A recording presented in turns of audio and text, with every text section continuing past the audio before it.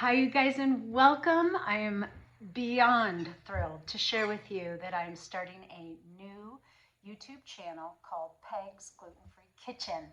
And today I'm here in my neighbor's home in Steamboat. She has this beautiful kitchen, and I'm going to be cooking with you and sharing with you our fall pumpkin harvest loaf.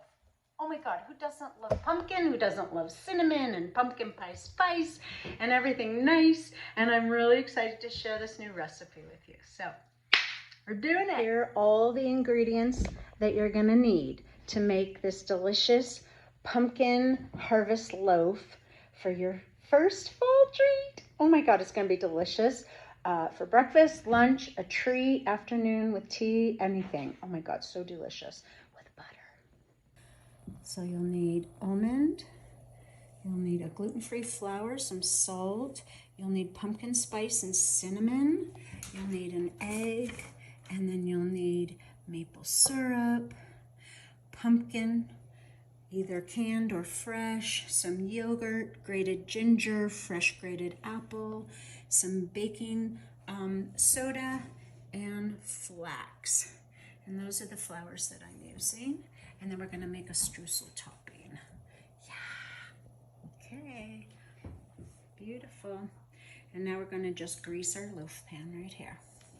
I was making a dessert with you first because going gluten-free, our new online video course that's really going to help you with your gluten-free baking, cooking, anything in life that's going to help you make it delicious. And so our favorite gluten-free flour that we love is Pamela's. It has flavor, but if you're dairy-free or have nut allergens, they do, and you can in our pantry list, which I'll link.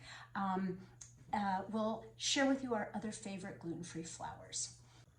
The other thing that we're going to use is we're going to use almond flour. Now you could use hazelnut meal, you can use all flour if that's what you like. Okay, so let's get started. What I'm going to do is just make the flour blend. So I have a cup of the almond flour.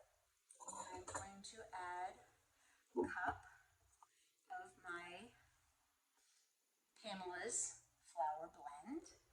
Okay, and then I have the pumpkin pie spice, and I have cinnamon, a teaspoon of each. I have a half a teaspoon of our Celtic sea salt. And then I have, let's see, what else we have? Oh, and then I have a teaspoon of baking soda. You could use baking soda, baking powder. It's just to leaven, help it rise. And we're going to set this aside. So let's go ahead and grease our loaf pan. You can use glass, which I love, and I have a little coconut oil. And you can also line this with parchment, which really helps it come right out nice, but a really generous portion. So let's go ahead. I've blended all of my flours together, and I'm just going to set them aside. Let's go ahead and add an egg. I have a third of a cup maple syrup. I have a cup, so I used some of the pumpkin in the smoothie. We have a delicious pumpkin smoothie. And we're going to go ahead and add a nice cup of pumpkin, like so. Okay. And then we have fresh grated ginger, about a teaspoon. If you don't like ginger, you can go ahead and just add it in. And I have a third of a cup of grated apple, which I love. Okay. And we're just going to mix this up. I love pumpkin pie, you guys. I love fall, and I love baking. What says I love you more than a delicious baked goody treat? Let's smell this. Oh my gosh, it smells really good. And then last, I'm going to go ahead and I'm going to add in a quarter cup of coconut yogurt. This is plain and simple. There's no added sugar to it. I love this brand, and it's just plain and simple. There's no added sugars. Okay, so we're going to go ahead and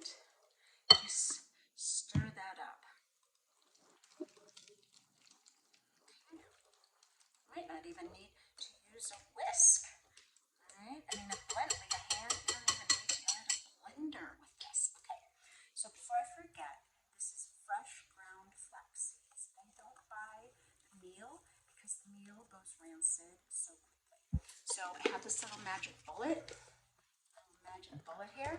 And I'm just going to make a quarter cup.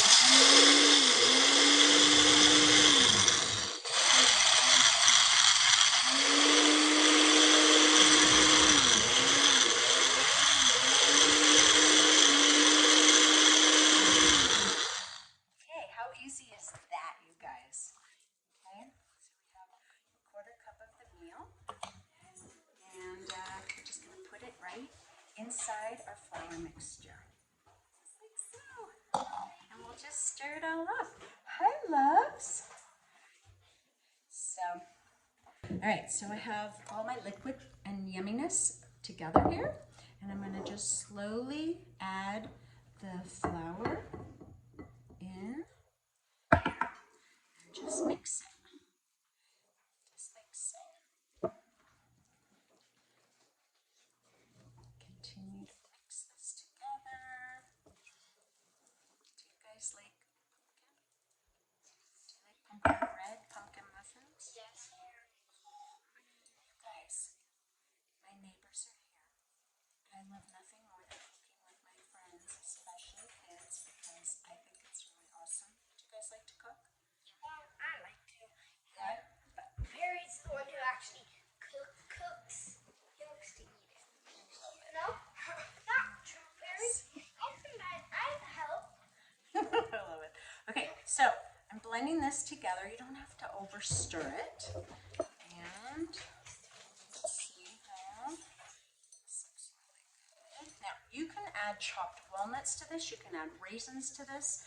I know some people like currants in their pumpkin bread, but we're just going to keep it simple right now because there's just so many good things in this.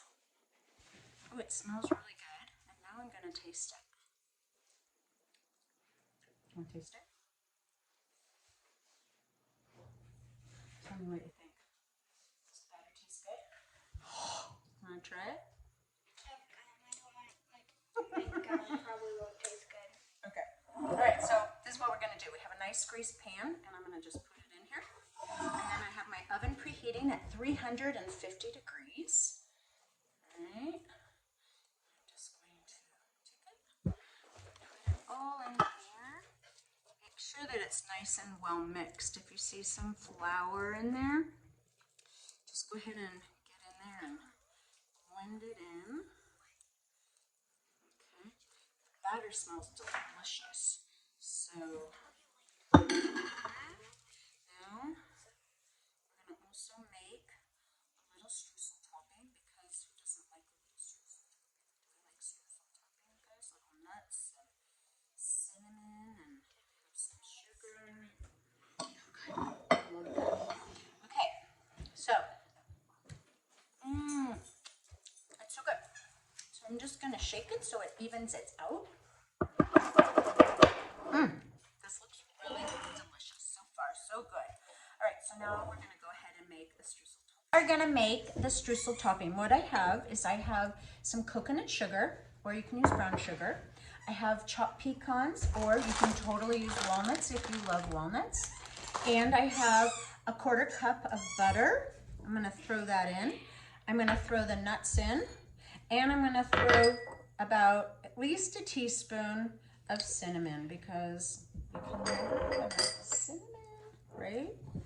Okay, so then I'm going to just take my hands and I'm just going to squish this together. The butter normally would be just slightly softened, but you know, we're just going to keep working it. So I am smushing up the streusel topping. I might have more than I need, but is there such a thing as more too much streusel? No.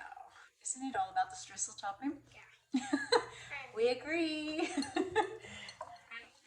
right, this is doing a good job here. So you don't want to get your streusel so that it's so like not crumbly. You want it crumbly so when you put it on, when it cooks or when it bakes, it's going to be crispy and delicious and buttery goodness. So, okay, this is looking really good. So I think I mentioned that the oven is at 350. I'm going to cook this for about an hour.